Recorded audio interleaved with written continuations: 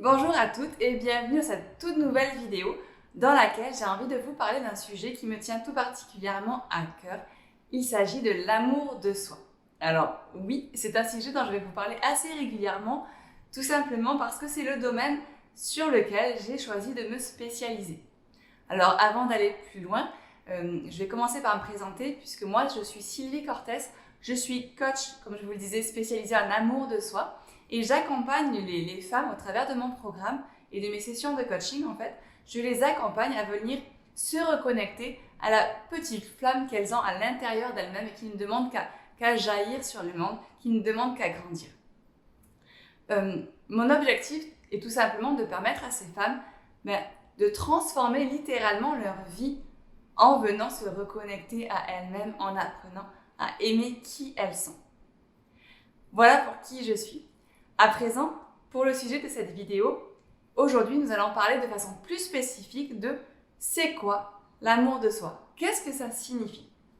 Alors pourquoi j'ai choisi de vous parler de ce thème-là? Bien tout simplement parce que je me dis que avant de vous parler davantage des conseils, des astuces, de tout ce que je peux essayer de vous apporter pour vous permettre d'avancer sur ce cheminement-là, la meilleure des choses c'est quand même de vous présenter en quoi ça consiste, d'accord? À quoi ça correspond le fait de s'aimer soi-même. Et si je veux vous en parler également, c'est aussi pour la raison que j'ai pu avoir des échanges avec pas mal de personnes et je me rends compte qu'il y a vraiment un gros flou qui subsiste autour de cette notion-là. C'est-à-dire que parfois, il y a des personnes même qui en arrivent à croire que l'amour de soi n'existe pas ou que c'est pas forcément indispensable ou que c'est rattaché uniquement à l'estime de soi alors qu'au final, c'est quelque chose qui va être vachement plus complet. Je reviendrai dessus, bien sûr, dans d'autres vidéos où je viendrai un petit peu plus en détail sur les caractéristiques sur lesquelles on va venir travailler. Mais pour aujourd'hui, je voulais vraiment vous partager ce que c'est, selon moi, encore une fois, ça n'engage que moi, mais ce que c'est, selon moi, que de s'aimer soi-même. Alors, j'ai noté 3 composantes principales qui, pour moi, définissent l'amour de soi. Le premier, ça va être le fait de se reconnecter, en fait, avec notre nature profonde. C'est-à-dire que je suis intimement convaincue que nous avons tous et toutes une nature qui n'est qu'amour, okay? Qui, à la base, n'était que ce sentiment positif. Sauf qu'après, la vie passe et il y a des peurs, il y a des blessures, il y a tout un tas de choses qui font qu'on se renferme à nous-mêmes. La société, dans son ensemble, nous pousse finalement à venir chercher à l'extérieur quelque chose qu'on a toujours eu en nous, c'est simplement qu'on l'a oublié. Apprendre à s'aimer soi-même, c'est venir se reconnecter à cette nature profonde. Arrêter au final d'attendre de la reconnaissance du monde extérieur. Attendre d'essayer de compenser un soi-disant manque qui serait là depuis toujours, puisqu'on a l'impression qu'on n'est pas aimable, on a l'impression qu'on manque de plein de choses, qu'il y a plein de choses qui ne vont pas. On va chercher un super travail, on va chercher l'alimentation, on va énormément se nourrir, on va faire tout un tas de comportements, on va vouloir s'acheter une belle voiture, peu importe, mais tout un tas de comportements qui vont traduire une recherche extérieure de bonheur. Alors que le bonheur et l'amour se trouvent déjà tout au fond de nous. Donc apprendre à s'aimer en tout premier lieu, c'est tout simplement se reconnecter à ça, se reconnecter à cet amour que nous avons en nous. Il y a pas mal de théories qui circulent sur l'énergie qui composerait l'être humain. Et j'aime l'idée qu'en fait, cette énergie, par essence, elle est liée à ce sentiment d'amour. Ce qui veut dire que tout votre être, finalement, déborde d'amour. Il n'est qu'amour dans son essence même. Maintenant, ce n'est que ma conviction à moi et je vous laisse vous faire la vôtre. Ça, c'est le premier point. L'idée qu'en apprenant à s'aimer, on vient se reconnecter avec notre nature profonde. Le deuxième point qui va être important, ça va être de nous reconnecter avec notre potentiel illimité.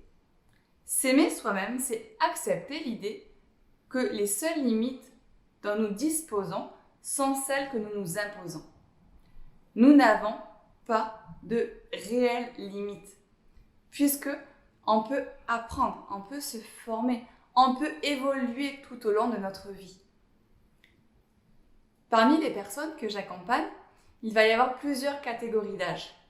Et c'est ok, c'est la preuve en fait que quel que soit l'âge que vous avez, il n'est pas trop tard. Lorsqu'on ne s'aime pas, on va s'enfermer dans un qui suis-je, dans cette image, dans cette identité qu'on va intérioriser. On va se dire, je suis comme ça et je ne changerai pas. La vérité, c'est que toute personne, quel que soit son âge, quel que soit son passé, quels que soient ses bagages, ses antécédents, a le pouvoir de changer, a le pouvoir d'avancer vers une version d'elle-même qui lui correspond davantage. Mais pour accepter cette idée, il faut apprendre à s'aimer. Il faut venir se reconnecter, comme je le disais tout à l'heure, à notre nature d'amour pour prendre conscience que, hey, mais en fait, je suis plus que ça. Je suis plus que cette version un petit peu rabougrie que je suis actuellement, que cette version limitée, cette version qui se cloisonne dans une norme qui, au final, ne m'épanouit pas. Apprendre à s'aimer, c'est accepter cette idée, c'est avoir foi en son propre potentiel à grandir, à croître, à évoluer. Ça, c'est vraiment la deuxième idée que je voulais vous transmettre, celle que vous pouvez tout faire, vous pouvez tout être. La question n'est pas qui vous êtes, elle est qui est-ce que vous voulez être, qui est-ce que vous voulez créer. Voilà pour cette deuxième caractéristique de l'amour de soi. Le troisième point qui me semble important, c'est de venir vous reconnecter avec votre caractère sacré. C'est-à-dire que pour moi, vous êtes une sorte de temple, d'accord ? Vous êtes une personne unique sur cette terre. Les recherches en génétique prouvent qu'il n'y a pas deux personnes qui soient exactement pareilles. Okay ? En dehors du clonage, on va dire. Mais il y a vraiment cette idée que même deux jumeaux seront distincts sur bien des points. Tout ça fait que vous êtes un petit miracle. Il y avait une chance sur plusieurs milliards d'arriver à celle ou celui que vous êtes. Et ça a un côté, un côté sacré. Parce que bien souvent, on va chercher, là c'est pareil par rapport aux religions, par rapport à tout ça, on va chercher le sacré à l'extérieur de nous-mêmes. On va chercher des preuves un petit peu, des miracles à l'extérieur, on va chercher des choses magiques un petit peu de partout, alors qu'en vérité, la magie se trouve déjà en vous.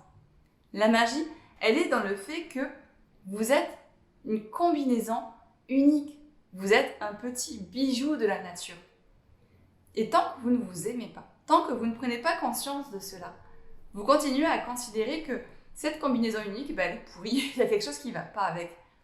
Mais prenez conscience que toute chose a une raison d'être.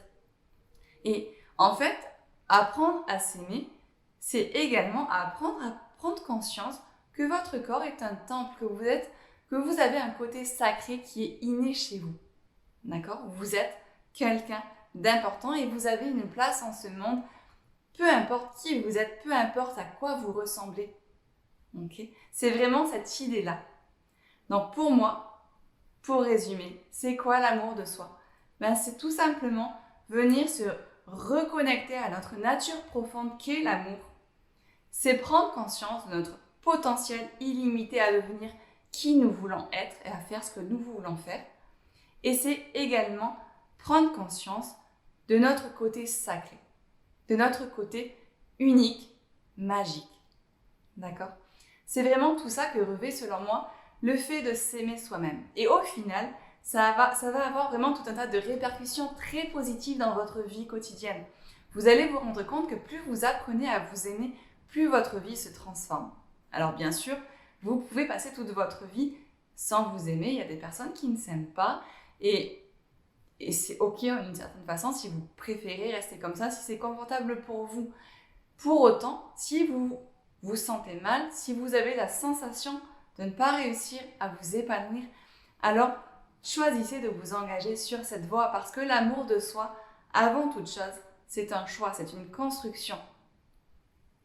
Voilà pour les idées que je voulais vous procurer. Si jamais tout ça vous intéresse, n'hésitez pas à me suivre sur mes différents réseaux ou via mon blog. N'hésitez pas également, si vous êtes intéressé par mon programme d'accompagnement Loving Me, à me contacter pour que je vous fasse parvenir davantage d'informations. Voilà pour tout ça.